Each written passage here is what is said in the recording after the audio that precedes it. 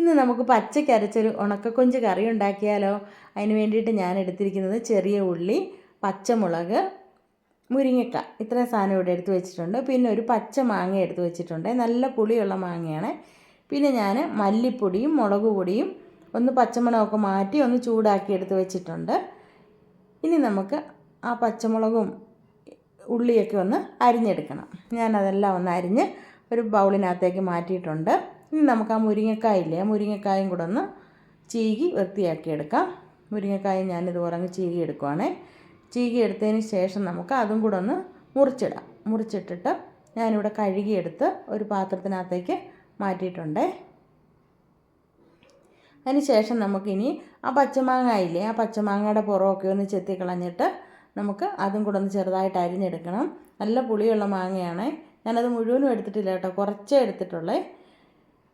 പിന്നെ ഇനി ഞാനിവിടെ തേങ്ങ തിരുമ്മി വെച്ചിട്ടുണ്ട്. അതിൻ്റെ കൂടെ ചെറിയ ഉള്ളിയും വെച്ചിട്ടുണ്ട്, 5-6 കഷ്ണം ചെറിയ ഉള്ളിയും വെച്ചിട്ടുണ്ട്. അത് നമുക്കൊരു മിക്സിയുടെ ജാറിനകത്തേക്ക് തേങ്ങയും ഉള്ളിയും കൂടി ഇട്ട് കൊടുക്കാം. ഇട്ട് കൊടുത്തതിന് ശേഷം നമുക്ക് ഇനി ചൂടാക്കി വെച്ചിട്ടില്ലേ മല്ലിപ്പൊടിയും മുളക് പൊടിയും, പച്ചയ്ക്ക് ചേർത്താലേ അതിനൊരു പച്ചമണം വരും. അതുകൊണ്ടാണ് ഞാൻ മല്ലിപ്പൊടിയും മുളക് പൊടിയും ഒന്ന് ചെറുതായിട്ടൊന്ന് ചൂടാക്കി എടുത്തത്. അതുകൂടെ മിക്സിയുടെ ജാറിലേക്ക് ഇട്ട് കൊടുത്തിട്ട് ഞാൻ അതിലൊരു 1/2 ടീസ്പൂൺ മഞ്ഞൾപ്പൊടിയും ഒരു 1/4 ടീസ്പൂൺ ഉലുവാപ്പൊടിയും ചേർത്ത് ആവശ്യത്തിന് വെള്ളവും ചേർത്ത് ഒന്ന് അരച്ച് കൊണ്ടുവന്ന് വെച്ചിട്ടുണ്ട്.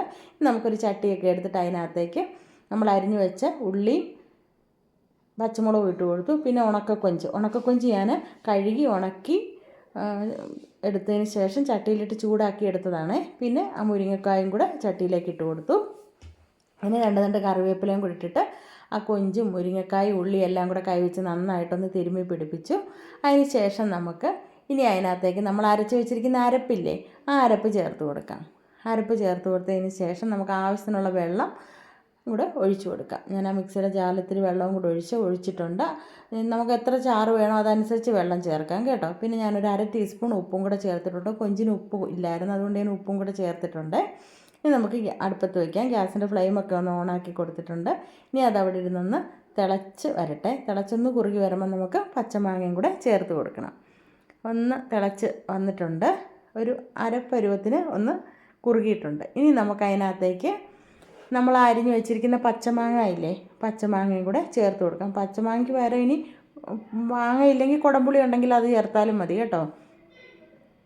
അതും കൂടെ ചേർത്ത് കൊടുത്തതിന് ശേഷം നമുക്ക് ഒന്ന് ഇളക്കി കൊടുത്തിട്ട് നമുക്കൊന്നും കൂടെ ഒന്ന് മൂടിയൊക്കെ വെച്ച് ഒന്ന് അടയ്ക്കാം. ഇനി ആ മാങ്ങയും കൂടെ ഒന്ന് വെന്ത് പുളിയൊക്കെ ഇറങ്ങി ഒന്ന് മുരിങ്ങക്കായാലും കൊഞ്ചിലും ഒക്കെ ഒന്ന് പിടിക്കട്ടെ. ഇതാ മൂടിയൊക്കെ ഒന്ന് തുറന്ന് നോക്കാം.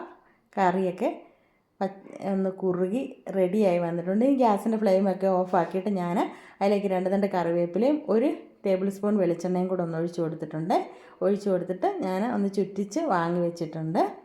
നല്ല ടേസ്റ്റാണ് ഈ കറിക്ക്.